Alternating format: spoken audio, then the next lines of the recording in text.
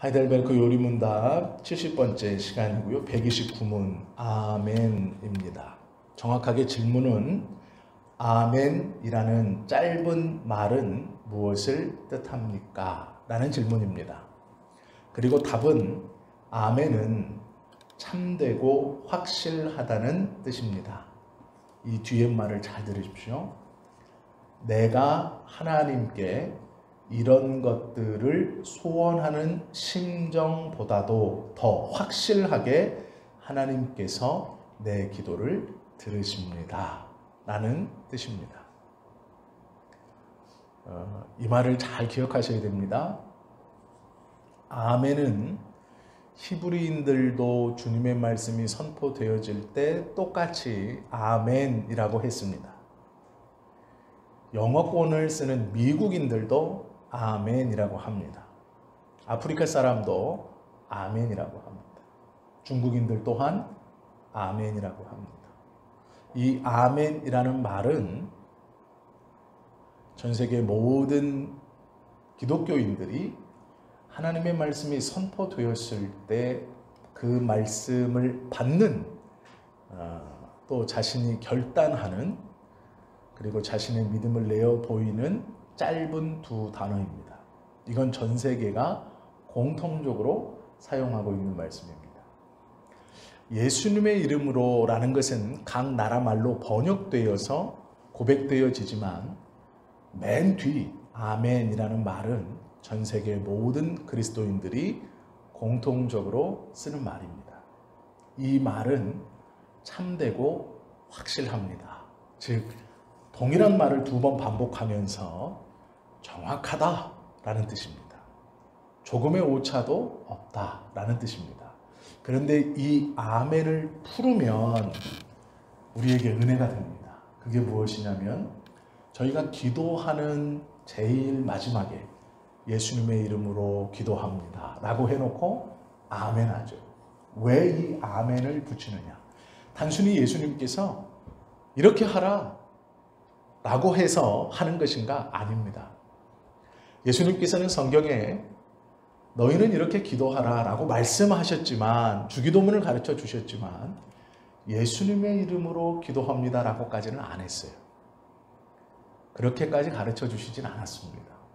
그런데 제자들이 언젠가부터 기도하면서 기도의 맨 마지막에 예수님의 이름으로 기도합니다 라고 뒤에 아멘이라는 말을 붙이고 그 뒤로 모든 믿음의 사람들이 하나님 앞에 기도할 때 제일 마지막에 버릇처럼 예수님의 이름으로 기도합니다 라고 하고 아멘을 붙입니다. 왜 그러는가를 오늘 좀 우리가 배우려고 합니다. 그러면 오늘 말씀을 잘 들으면 왜 예수님의 이름이 아닌 다른 이름으로 기도해서는 안 되는가? 그것을 깨달을 수 있죠. 아멘은 처음 구약에서는 찬송 뒤에 붙어 있었던 말입니다. 즉 아멘은요 따로 떨어져서 사용되던 말이 아니고 하나님을 높이는 찬송 뒤에 붙었던 말입니다. 우리가 찬송가에서 보면 하나님을 찬송하고 뒤에 아멘하죠. 이것처럼 구약의 이스라엘 백성들도 하나님을 높인 다음 모든 백성이 아멘으로 그 하나님의 높임을 자신도 맞습니다. 참됩니다. 지금 저 찬양하는 사람의 찬양은 하나님이 경배받으실 그런 분임이 맞습니다. 라고 인정하는 즉 화답하는 아멘이었습니다. 그래서 신명기 27장에 보면 하나님을 높였을 때 백성들이 아멘이라고 합니다. 그런데 우리 신명기 27장을 잘 보시면 아멘을 함부로 하지 말아야 될 이유도 써 있습니다. 하나님께서 이스라엘 백성들을 다 모아놓고 두 패로 나뉩니다. 오른편, 왼편을 나눠서 복을 위해서는 그리심산에 한 사람을 놓고 한 편을 놓고 저주를 위해서 에발산에 또 한 편을 놓습니다. 즉 이스라엘 백성들을 두 패로 나누어서 한쪽은 그리심산에 두고 한쪽은 에발산에 두었습니다. 그리고 하나님이 그리심산을 향하여서 하나님의 복을 선언한 다음 그리심산에 있는 무리가 아멘 합니다. 그리고 에발산을 바라보시고 에발산을 향해서 하나님의 저주를 선포합니다. 그때 에발산에 있는 이스라엘의 무리도 아멘이라고 이것을 받습니다. 즉 아멘이라는 말은요, 하나님의 복뿐만 아니라 저주도 받겠습니다 라는 고백이에요. 우리는 아멘하면 우리에게 좋은 것만 이렇게 생각합니다. 즉 그리심산에서 선포되어진 하나님의 은혜와 복만을 생각해요. 그래서 아멘, 아멘 막 합니다. 그러나 정확한 아멘은 하나님께서 주시는 저주도 내가 받겠습니다 라는 고백이에요.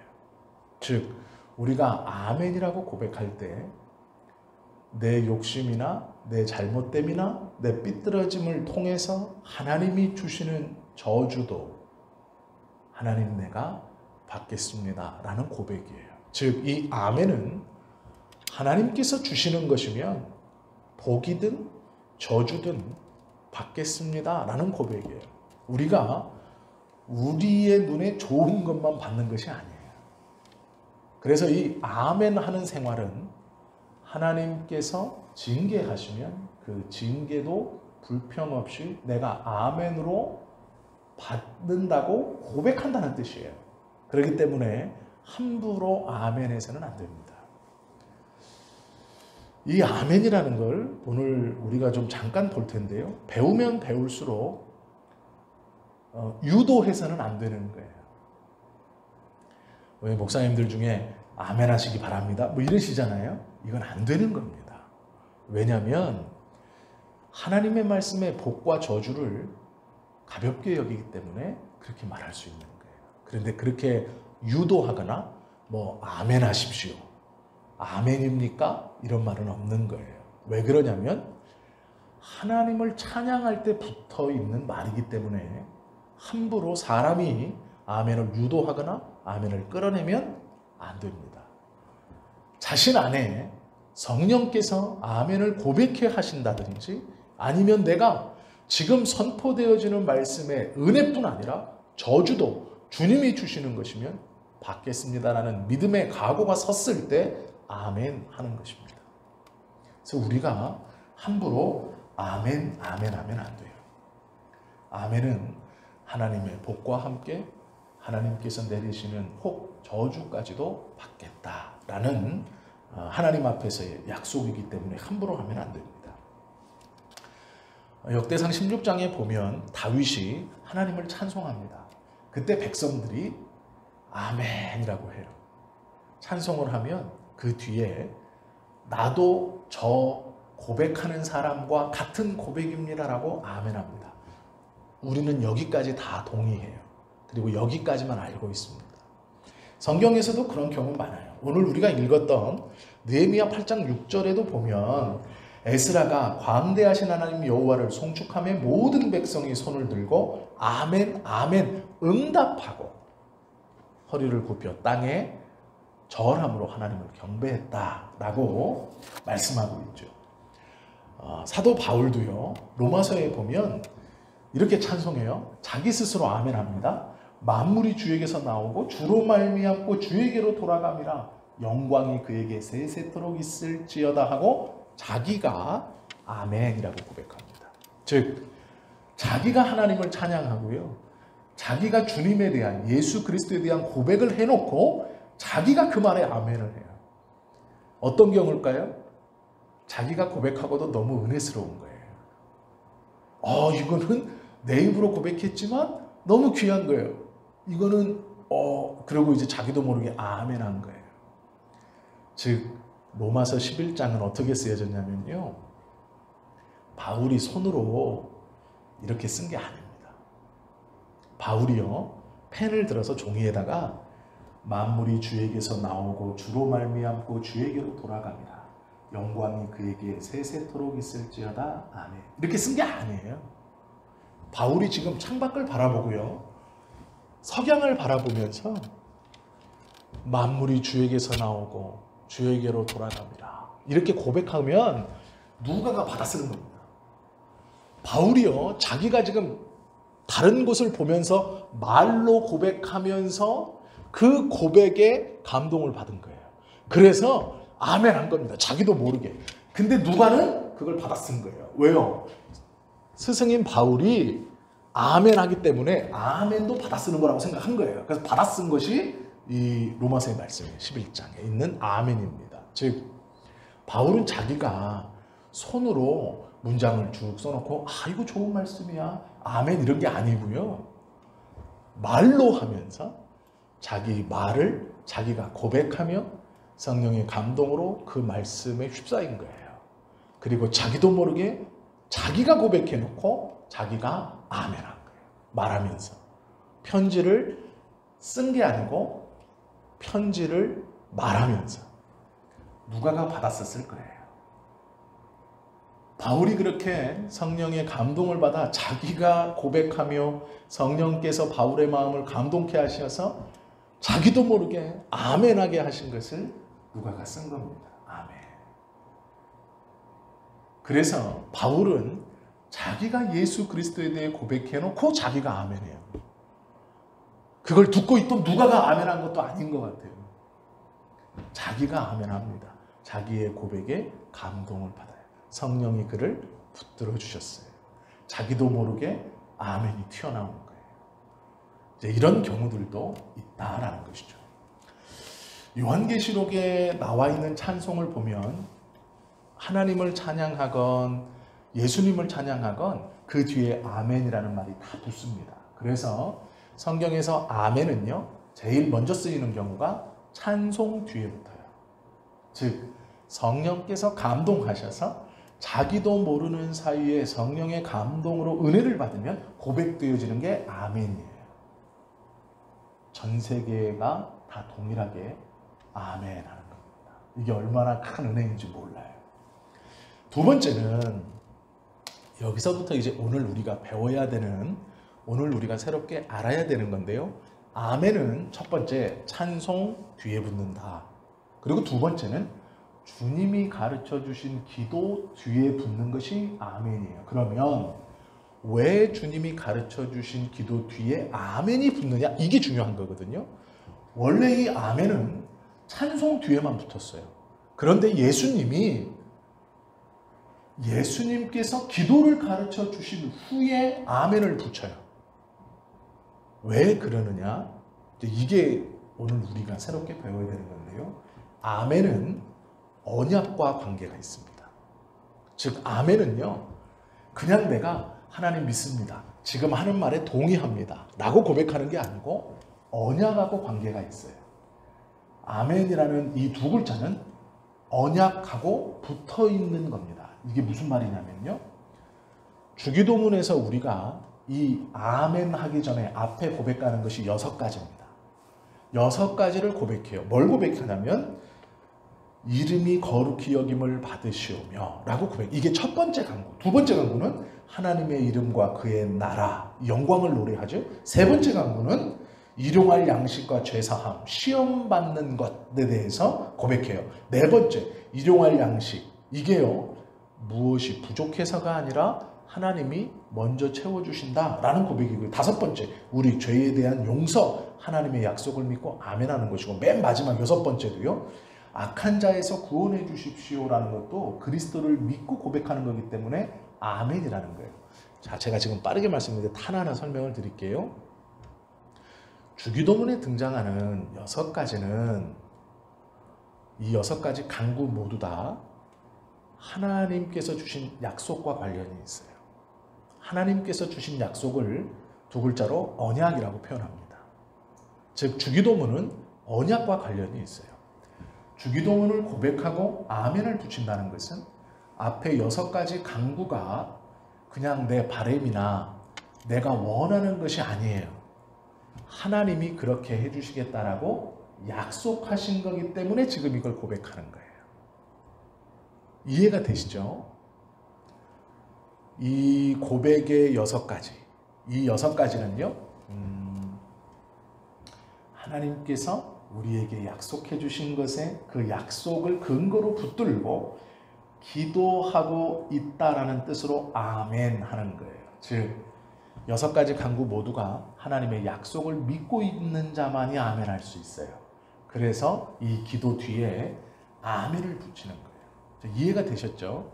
그러면 왜 아멘 앞에 예수 그리스도가 붙느냐, 이게 중요해요. 예수님의 이름이 왜 붙느냐가 중요합니다.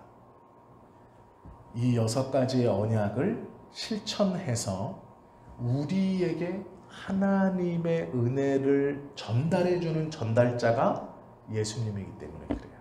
그렇기 때문에 아멘 앞에 이 언약을 내가 믿습니다라는 고백, 이 하나님의 약속의 말씀을 믿는, 성취될 것을 믿는 아멘 앞에 그 성취자인 예수 그리스도가 붙는 거예요. 그래서 예수님의 이름으로 기도합니다. 아멘이라는 것은 모든 언약의 성취자, 하나님의 약속의 말씀을 내가 믿어 아멘으로 고백하지만 그 언약의 성취자인 예수 그리스도의 이름이 아멘 앞에 있는 거예요. 그래서 예수님의 이름으로 기도합니다. 아멘, 이렇게 말하는 거예요. 뒤에서 조금 더 구체적으로 갈 건데요. 성경에서 말하는 2가지 아멘의 이 뒤에 붙는 말이 있어요. 첫 번째는 아멘의 하나님, 두 번째는 아멘의 예수님이에요. 하나님 앞에 아멘을 붙여요, 성경은. 그리고 예수님 앞에도 아멘을 붙여요. 읽어보신 적이 없죠? 이게 한글 성경이라 그래요. 제가 말씀 한번 드릴게요. 기도라는 것은 이제 2가지 측면이 있는데요. 우리가 제일 많이 알고 있는 것은 우리의 필요를 하나님께 구하는 것, 이게 이제 우리가 알고 있는 기도예요. 그런데 기도는 교통이라고 말하잖아요. 자, 이제 하나님의 음성을 들어보세요. 그러면 몰라요. 하나님의 음성을 어떻게 듣는 겁니까? 그럼 이제 어떤 목사님들 이렇게 얘기해요. 기도를 한 후에 눈을 감고 조용히 가만히 있어 보세요. 그럼 주님이 그때부터 말씀하신대요. 한 번도 말씀 안 했어요. 모르겠어요, 제 경우는. 그냥 기도 안 하고 가만히 있으면 졸려요. 우리 이제 뭐라 그럴까요? 우리 장로님이나 물론 기도 많이 하는 권사님들은 기도가 끝나시고 가만히 있으면 막 하나님이 말씀하셔가지고 너무 좋은 시간을 보내실지 모르지만 저는 말씀하지 않더라고요. 그냥 조용해요. 그냥 옆 사람 기도 소리만 들려요. 이게 이제 물론 은혜가 다르기 때문에 제가 잘못됐다라고 말하지는 못하겠어요. 그러나 성경적인 교제는 아닙니다. 우리가 기도를 막 하는 후에 야, 네 기도만 했지 내 말은 안 들었잖아. 그러니까 가만히 좀 있어봐. 아니에요. 하나님 말씀을요, 내 기도 다 끝난 다음에 조용히 듣는 게 아니에요. 하나님의 음성은 그렇게 듣는 게 아니에요. 우리는 하나님의 음성을 이미 듣고 있어요. 말씀을 통해서. 내 기도가 다 끝난 다음에 조용히 있는다고 들리지 않아요. 우리는 이미 듣고 기도를 하는 거예요. 지금 무슨 얘기냐면 기도가 나의 필요를 간구하는 것, 이게 첫 번째고, 두 번째 하나님과의 교제라는 말은 내 기도가 내 것으로만 기도하는 게 아니라 하나님의 약속, 즉 언약, 주님이 성경을 통해 나에게 약속하신 것을 믿고 기도하는 거예요. 우리가 우리의 것을 기도하면 10가지도 기도하지 못합니다. 손가락에 꼽아요. 왜 기도가 짧은 줄 아세요? 내가 내 것만 기도하기 때문에 그래요. 내가 내 것만. 즉 우리 가정 잘 되게 해주세요. 우리 아이들 잘 되게 해주세요. 남편 직장, 나 먹고 사는 거, 난 부모님, 이게 또 교회, 목사님도 좀 한번 기도해야 될 것 같고, 옆에 보니까 세계 평화를 위해서도 한번 하니까 나도 해야 될. 이게 기도가 없어요. 왜냐하면 내 것만 기도하기 때문에 그래요. 내 것만 기도해서는 하나님의 음성을 듣지 못해요. 즉 하나님과의 교제가 일어날 수 없습니다. 기도는요, 하나님의 약속을 믿고 기도하는 거예요. 즉 하나님의 약속을 놓고 기도하는 거예요. 그게 뭘까요? 성경에서 말씀하신 말씀들이에요. 하나님께서 나에게 베풀어 주고자 하시는 그 은혜, 내가 예배하며 마땅히 사모해야 될 하나님의 나라에 대한 소망함, 즉 우리의 기도함은 하나님께서 나에게 약속해 주신 것, 그 구원의 기쁨, 그것을 누려가는 삶, 큰 것에서부터 작은 것에서 이르기까지 내가 먼저 기도하기 전에 모든 것을 준비해 놓고 알고 계시는 하나님에 대한 믿음, 그 언약에 대한 성취를 이미 믿고 기도하는 거예요. 그렇기 때문에 하나님께서 나에게 주시겠다라고 하는 것을 이미 알고 기도하는 사람은 그 기도 자체가 하나님과의 교제예요. 왜요? 그분이 약속하신 것을 지금 내가 누리겠다고 고백하는 거기 때문에 그래요. 이미 말씀하신 것을 내가 되새기고 그에 대한 응답, 화답으로서, 아멘으로서의 기도가 터지기 때문에 그 기도 자체가 교제가 되는 거예요. 우리는 우리의 것만 달라고 하는 것이 기도가 아니에요. 그렇게 해서는 하나님과의 교제나 내 안에 은혜나 감동이 없어요. 우리가 주님의 음성을 들을 수 있는 것은 주님의 약속을 이미 붙들고 기도할 때예요. 이미 말씀하셨다라는 건 그런 의미입니다. 내가 30분 떠들고 20분 조용히 기도하지 않고 그냥 가만히 주의 음성을 듣는다고 가만히 있으면 그대로 그냥 졸고 계시는 거예요. 저는 그렇더라고요. 제 경우입니다. 기도라는 건요, 하나님의 언약을 믿는 사람이 하는 거예요. 성경에 나와 있는 기도를 가만히 보세요. 다니엘과 세 친구가 황제의 상에 절을 하지 않았어요? 풀무불에 들어갑니다. 놀라운 일이 벌어져요. 3명을 집어넣었는데 4명이 있어요. 그런데 그 4명 중 1명은 하나님, 즉 신과 같은 이라고 성경에 써 있어요. 그러면 어떻게 그런 일이 일어나느냐? 이 세 친구들이 풀무불에 들어가기 전에 고백하잖아요. 그리 아니하실지라도 라고 말해요. 여기서 그리 아니하실지라도 라는 것은요, 당신의 백성을 붙들고 가시겠다는 하나님의 약속에 대한 고백이에요. 그리 아니하실지라도 그것도 하나님이 하시는 일이라는 거예요. 그 고백이 기도예요. 그리고 들어갑니다. 풀무불에. 머리카락 하나도 타지 않았다 말씀하고 계세요. 세 친구가 특별해서요? 아니에요. 하나님의 약속을 붙들고 기도했기 때문에 그 약속을 붙들고 기도한 것에 신실하게 응답하시는 거예요. 다니엘이 매일 정해진 시간에 창을 열고 예루살렘을 향해서 기도하고 있었어요. 창 좀 안 열으면 어때요? 왕의 조서가 발표됐습니다. 창을 좀 안 열으면 어때요? 창은 닫고 그쪽 방향으로 내가 내 방에서 기도하면 어때요? 근데 다니엘은 열어요. 동일하게 기도합니다. 왕의 조서가 찍혔어요. 그런데 그걸 알고도 동일하게 기도해요. 이건 왕에 대한 패역입니다. 반역이에요. 대놓고 내가 당신 명령 거역하겠습니다 라는 거예요. 그런데 문제는 다니엘은 그렇게 합니다. 왜 그럴까요?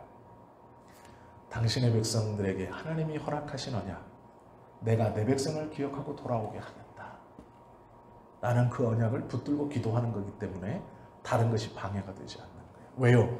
창을 열고 기도한다는 그 시간은 다니엘이 하나님과 교제하는 시간이에요.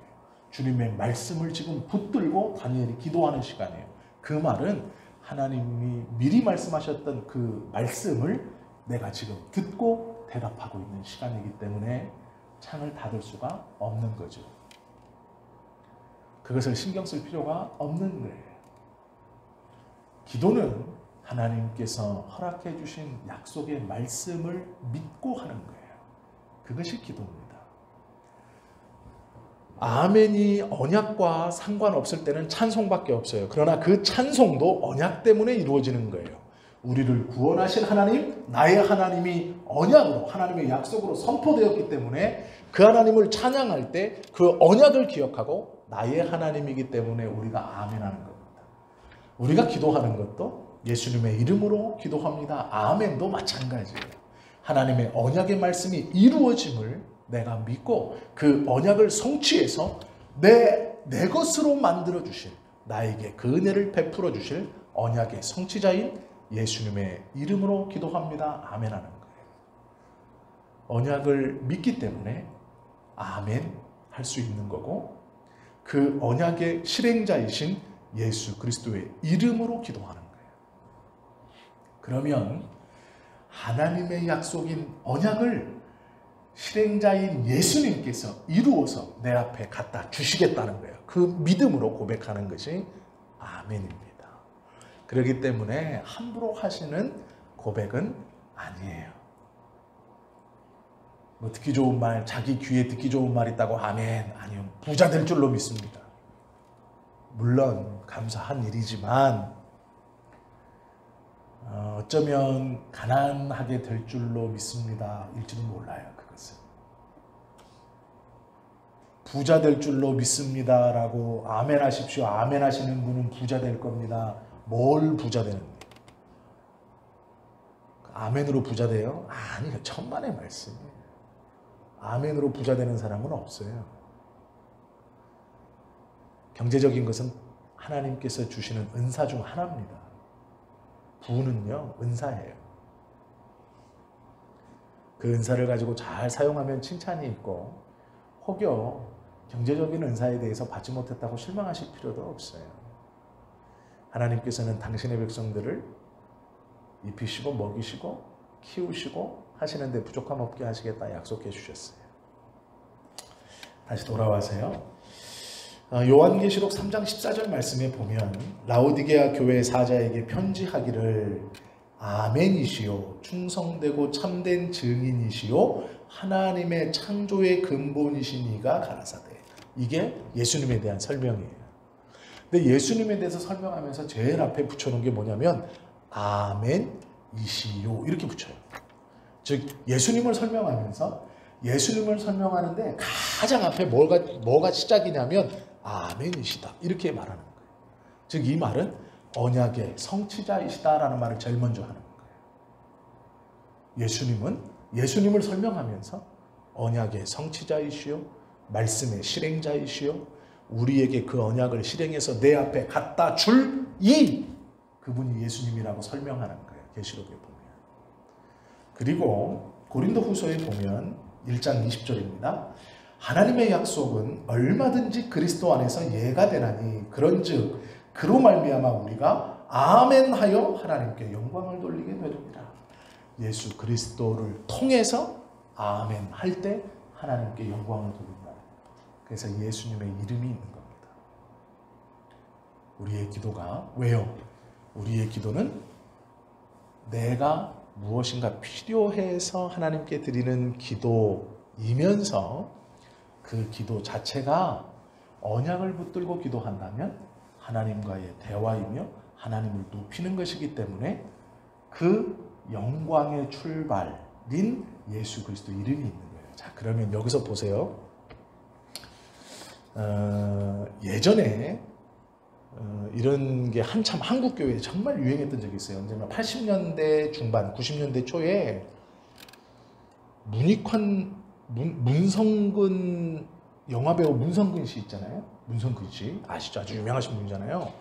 문성근 씨 아버님이 문익환 목사님이잖아요. 북한도 많이 왔다 갔다 하셔갖고 막 수감도 되고 빨갱이라고 그랬는데 저는 이제 그 얘기를 하려는 게 아니고요. 정치 얘기를 하려는 게 아니고요.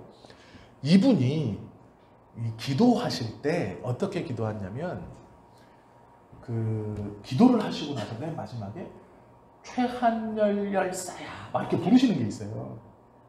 그러니까 이제 그 노동자들을 위해서 막 분신하고 뭐 전태일 막 이런 분들이 한참 나왔잖아요. 그 막 이 산업 막 올라갈 때 그때 이분이 그 민주화 항쟁에서 뭐 돌아가신 분들 그 다음에 이 노동자들을 위해서 분신한 전태일, 뭐 우리가 열사라고 하잖아요. 열사라고. 그분들의 이름을 막 불렀어요. 그러니까 예를 들어 이런 거예요. 전태일 열사야. 무슨 열사야. 그렇게 하고 뭐라 그랬냐면 이 땅에 힘없이 죽어간 모든 노동자들의 이름으로 기도합니다. 이렇게 말했어요. 아멘. 이게 이슈가 됐어요. 기도를 노동자들의 이름 없이 죽어간 노동자들의 이름으로 하나님께 하는 거예요. 지금 강구를 자, 이게 심정은 이해가 가요. 심정은 이해가 가요. 심정은. 어떻게 그렇게 기도하셨는지 심정은 제가 이해가 가요. 제가 녹음 파일로 들었거든요.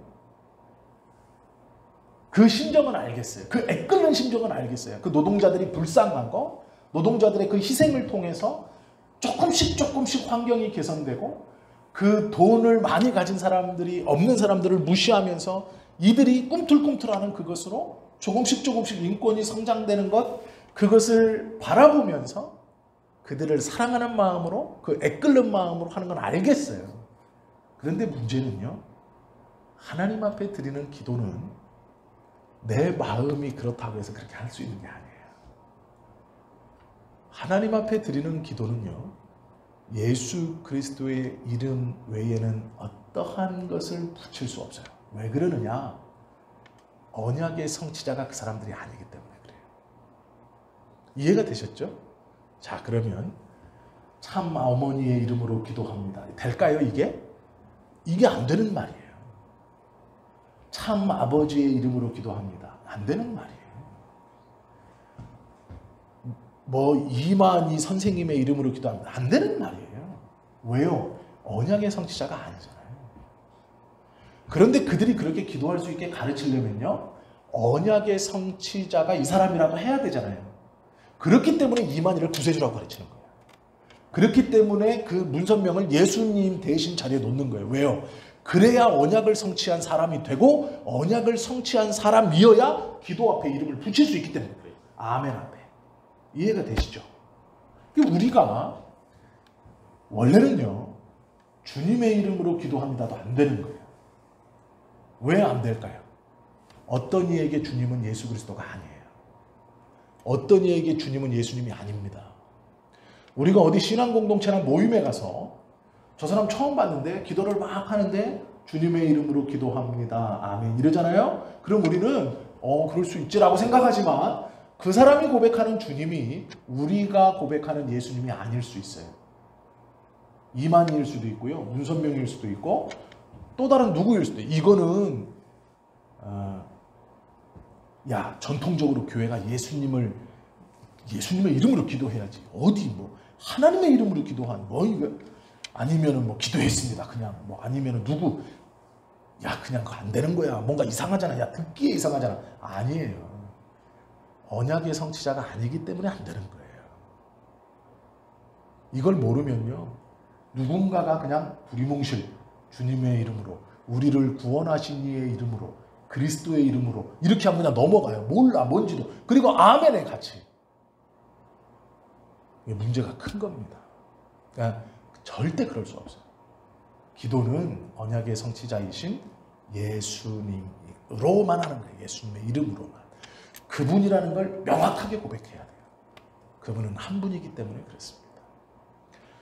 우리가 사도신경을 신앙의 고백으로 고백하는 것은,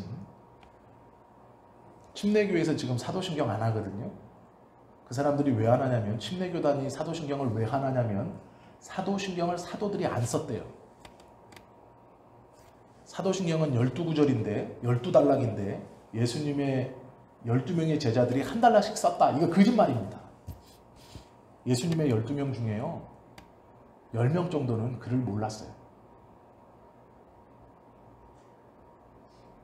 예수님의 12명의 제자들 중에 반절 이상은 헬라어를 몰랐습니다.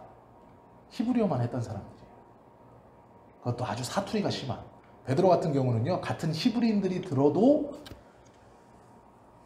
제가 저건 전라도 말이네, 저건 경상도 말이네를 몇 살 때 구분한 줄 아세요? 군대 가서 구분했어요. 군대 가서. 군대 가니까 딱 들려요. 왜냐면 고참이 하는 말을 못 알아들으면 안 되잖아요. 그러니까 귀를 막 쫑긋 세우고 있으니까 억양이 그때 들리더라고요. 전 대학에서도 그걸 구분 못했어요. 그렇게 심각하게 들을 필요가 없잖아요. 누가 말했는데 저건 전라도 방언인데, 저건 전라도 사투리인데, 저건 경상도 사투리인데, 저건 강원도 사투리인데, 구분할 필요가 없었어요. 알아듣기만 하면 되고 말하면 되고 서로 잘 말하니까. 근데 군대 가니까 알겠더라고요. 잘 보세요. 어린 계집종이요, 베드로가 하는 얘기를 딱 듣고 너 갈릴리 사람이네? 이게 알아요. 베드로의 갈릴리 사투리가요, 꼬맹이가 들어도 알 정도예요. 그 정도로 심했다는 거예요. 북한 사람 처음 나와서 인터뷰하면 완전히 북한 사람인 거 탁 티나요. 베드로가 그런 거예요. 그럼 이런 사람이 헬라어를 이게 뭐 말도 안 되는 거예요. 사도신경을 12명의 사도들이 한 구절씩 안 했다는 건 모두 다 알아요. 그래서 우리가 사도신경을 고백하지 말라는 게 아니에요. 그건 잘못된 말입니다. 사도신경은요, 꼭 사도들이 써서 사도신경이 아니에요. 사도들이 고백했던 예수님에 대한 고백이 정확하다는 뜻이에요. 그래서 나도 나의 신앙의 선배인 그들의 신앙 고백과 같은 신앙을 가지고 있다라는 고백이 사도신경을 같이 고백하는 거예요. 저희 노회는 옛날 구사도신경을 고백해요. 노회는. 그래서 노회 밑에 있는 지교회이기 때문에 저희도 옛날 걸 고백하는 거예요. 왜? 저희가 새로운 거 고백하다가 돌아왔잖아요. 왜 그랬냐면 노회로 모여보니까 노회 전체 교회가 옛날 걸 고백하더라고요. 그러면 우리가 옛날 걸 하는 게 맞아요. 왜요? 신앙의 고백이 같지 않은데 어떻게 같은 노회에 있어요? 신앙의 고백이 같으니까 같은 노회, 같은 교단에 있는 거죠. 제가 총회 가니까 옛날 걸 고백해요. 그래서 이거는 문제가 있다 해서 바꾼 거예요. 왜요? 신앙의 고백이 똑같아야 돼요. 그들이 고백하는 예수와 하나님이 우리가 고백하는 예수와 하나님과 같아야 돼요. 이게 틀려지면 문제가 생기는 겁니다. 전혀 다른 하나님을 믿고 있는 걸 수도 있어요. 사도신경은 그래서 중요합니다. 이 아멘이라는 말 앞에 붙는 예수 그리스도의 이름도 그래서 중요해요. 생략되거나 바뀔 수 없어요. 그래서 분명하게 예수 그리스도의 이름이나 예수님의 이름, 즉 예수님이라는 그 지칭하는 그분의 이름이 들어가야 돼요. 그래서 이게 중요한 겁니다. 예수님의 이름으로 기도합니다. 아멘 하는 것은 당연한 것이지만 하나님의 언약을 믿고 있는다라는 고백이기 때문에 더 중요한 거예요. 그래서 이것을 함부로 바꾸어 고백하면 안 됩니다. 어떤 분은 혼자 기도할 때 그냥 식기도나 이런 거 할 때 그냥 기도 중얼중얼하고 예수님의 이름으로 기도합니다. 안 하고 그냥 드시는 분도 있어요. 그건 기도가 아니에요. 자기 독백이지. 우리가 눈 감고 중얼댄다고 다 기도가 아니에요. 하나님 한다고 다 기도가 아니에요. 그렇게 기도할 수 있는 근본적 이유는 하나님의 말씀이 성취된다라는 것을 믿는다는 믿음을 갖고 있기 때문에 하나님께 고백하는 거예요.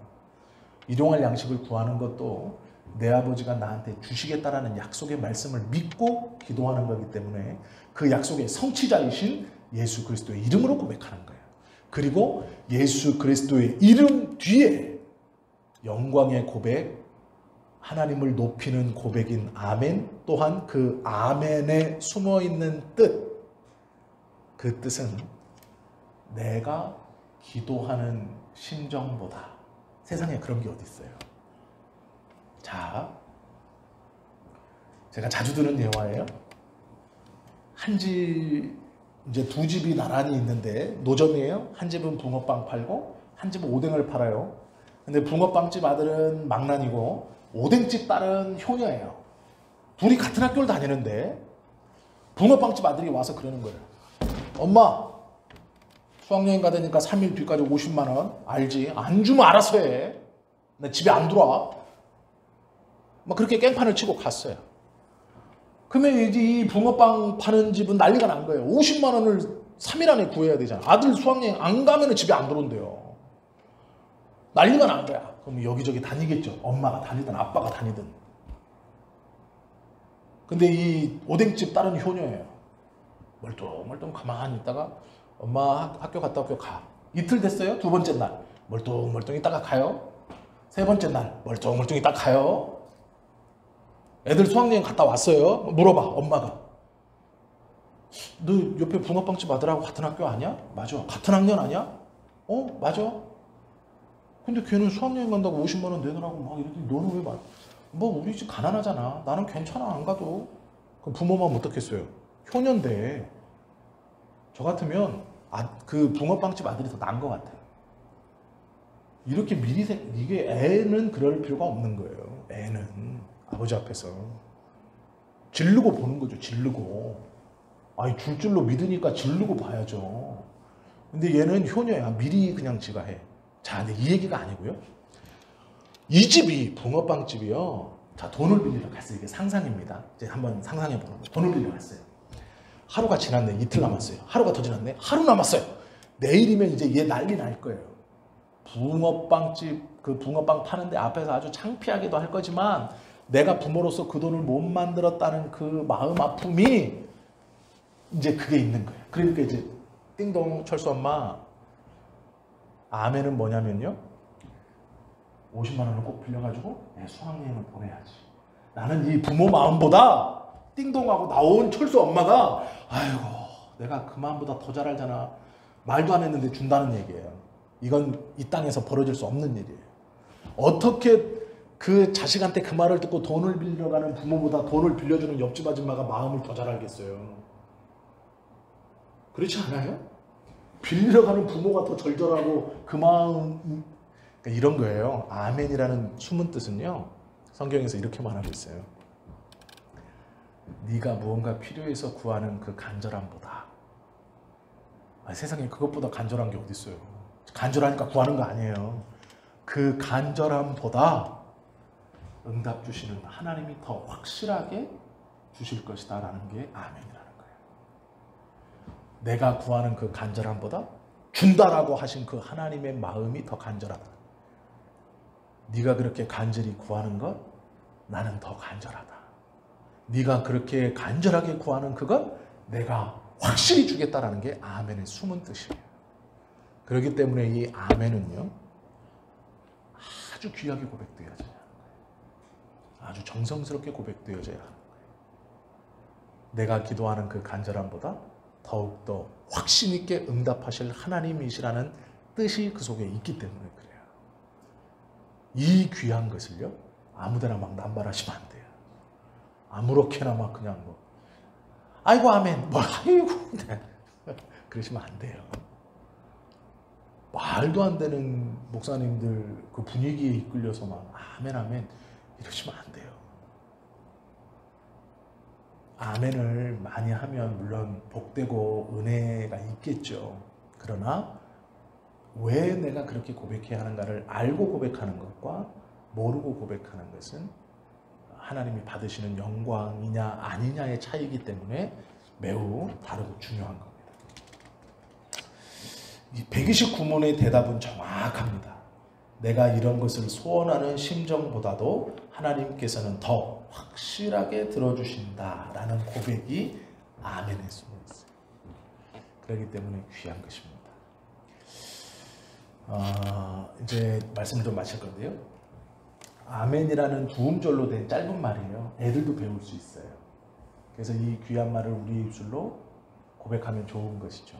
그러나 무슨 뜻인지 정확히 알고 고백해야 돼요. 첫 번째는 찬송과 함께 붙어있는 아멘. 그리고 두 번째는 언약과 연관되어져 있는 아멘. 그리고 아멘 자체는 언약의 성취자이신 예수님께 붙일 수 있고 그러기에 우리가 기도할 때 그 언약의 성취자이신 예수님의 이름 뒤에 붙는 아멘.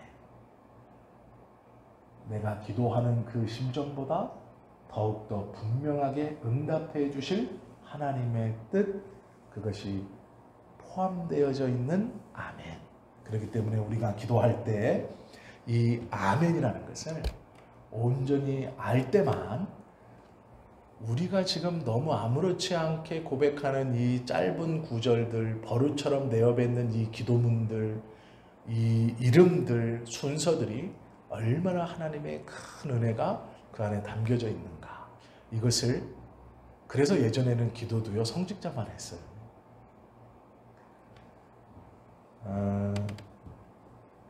지금 안 계시니까 제가 말씀드릴게요. 박형우 목사님이 성경봉독 성도님들하고 하는 거 보셨어요? 기억 한번 해보세요. 박형우 목사님은요 성경봉독을 자기 혼자 해요. 왜 그럴까요? 성경봉독 목사만 하는 겁니다. 원래 그래요. 거룩한 하나님의 말씀을 성도들이 선포할 수 없어요. 원래는요, 목사가 선포하고 성도는 일어서서 받는 거였어요. 근데 이제 박 목사님은 당신이 담임은 아니지만 제가 의도적으로 그 은혜를 나눈다라는 생각으로 교독하는 거예요. 근데 박 목사님은 안 하잖아요. 당신이 읽어요. 제가 대독하겠습니다. 혼자 딱 읽어요. 이게 목사 자존심인 거예요. 기도도요, 다른 사람 안 시켜요. 박 목사님 혼자 기도해요. 왜 그런지 아세요? 이 기도도 자기만 하는 거예요. 원래 목사들만. 예전엔 더 심했습니다. 그러니까 이제 한국교회는 조금 그것이 심해져서 막 강대상에 목사 아니면 못 올라오고 막 이랬잖아요. 기도도 밑에서 하고 뭐 말씀도 밑에서 전하고 막 뭐 이랬잖아요. 저는 그렇게까지는 할 필요가 없다고 봐요. 하나님께서 우리에게 목회자에게 허락해 주신 좋은 것들은 참 많아요. 그러나 그 좋은 것들은요, 직분적 좋은 것이지 그것이 권한이나 특권은 아니에요. 그걸 내 거라고 쥐고 있으면 서로 은혜가 안 돼요. 복은요, 나누는 거예요.